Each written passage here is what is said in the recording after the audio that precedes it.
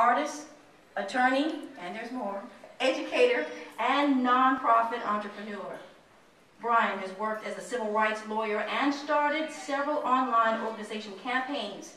In 2008, Brian was also elected as one of 3 pledged delegates for now President Barack Obama from San Francisco. Ladies and gentlemen, please welcome Brian Wang.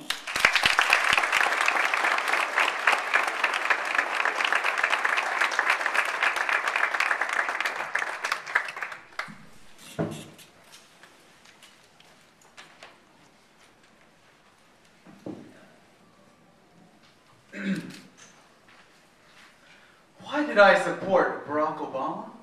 Oh, that's right, because of my mama.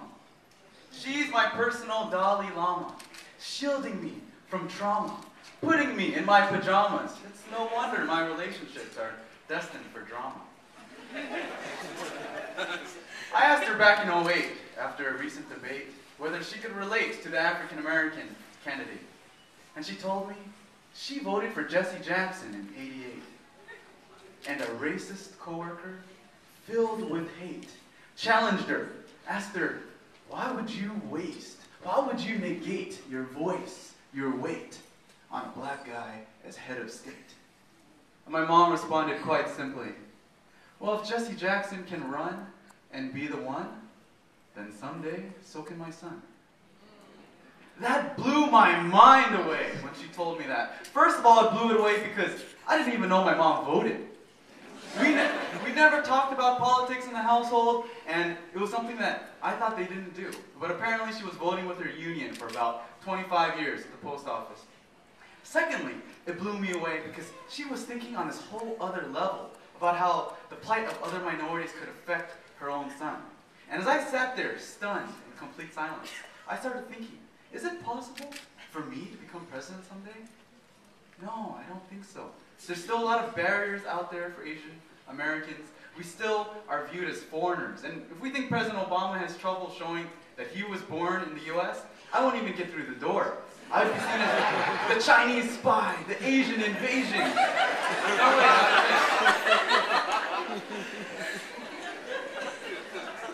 And as I thought about it more, I figured if then Senator Obama, with a father from Kenya and a mother from Kansas, if he could become president, that would change everything.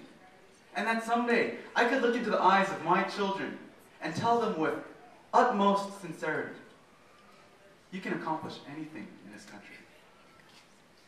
So that's why I got involved with the Obama campaign as a volunteer. And coincidentally, that's how Young and Powerful got started. We did a lot of organizing, a lot of outreach and fundraising events for Obama during his presidential campaign and his senatorial campaign in Illinois.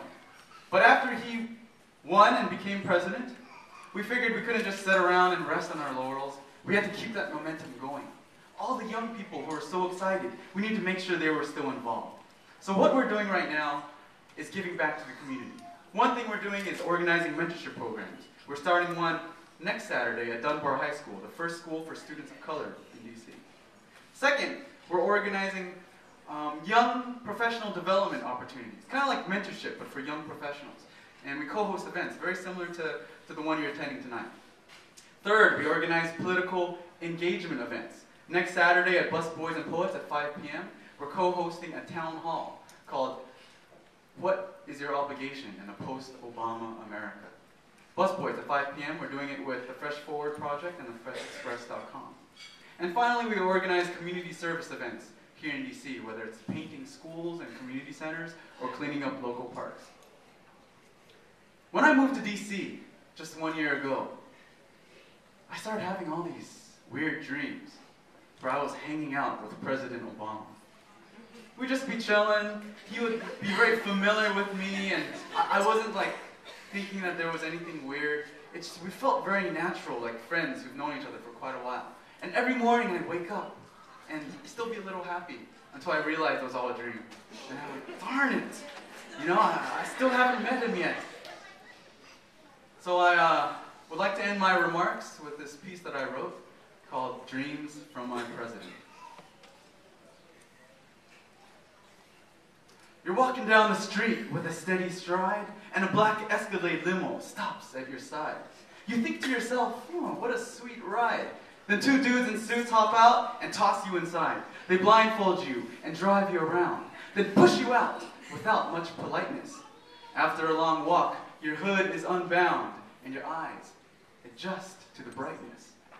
You find yourself standing in an oval-shaped space, staring at a silhouette of our president's face. The press says, I'm sorry about the tight security. I know it seems you were plucked from obscurity.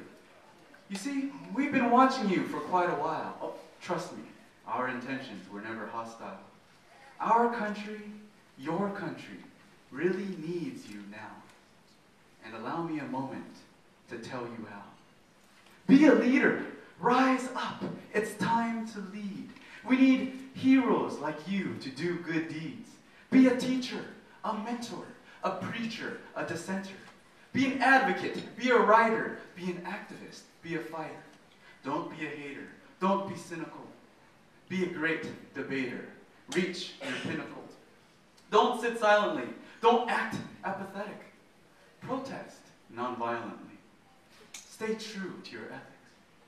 Be a connoisseur of self-improvement. Be a social entrepreneur and start a movement. Quit being unhappy. Create works of art. It is a beautiful world. Follow your heart. Marine One lands outside on the lawn, and the press says, well, what are you waiting for? Come on. As the helicopter lifts up into the atmosphere, the president looks across at you with a smile so sincere and says, you know, you've been an incredible volunteer. I just wanted to remind you to persevere. So many choices. Pick any cause. All your efforts deserve our applause. Save women and girls. Save our youth. Save transparency and save the truth. Save our soldiers stationed overseas. Save people suffering from curable disease. Help the homeless and people with disabilities. Help single parents with so many responsibilities. Protect immigrants and small business owners. They're our nation's backbone. Be bone marrow donors. Promote civil rights for all minorities and make people without opportunities our top priorities. Be a leader. Rise up. It is time to lead. We need heroes like you who are not afraid to bleed. The president steps away from the podium after a speech, shakes hands with strangers, and you extend your reach. You grab each other's hands, hold them extra tight, you think.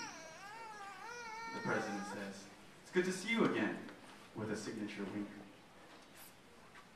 The surrounding audience fades away, and you hear your president clearly say,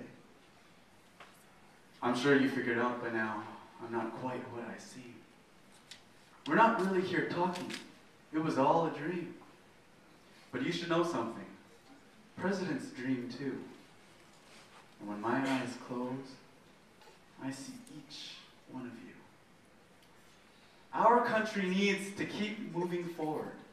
So we need you now more than ever before. You are the hope of our great nation. You become the change, your generation. We need true heroes like you to proceed. So fellow leaders, rise up. It's your turn to lead. Thank you.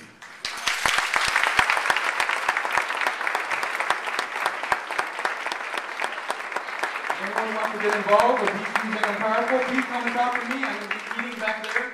Later, guys.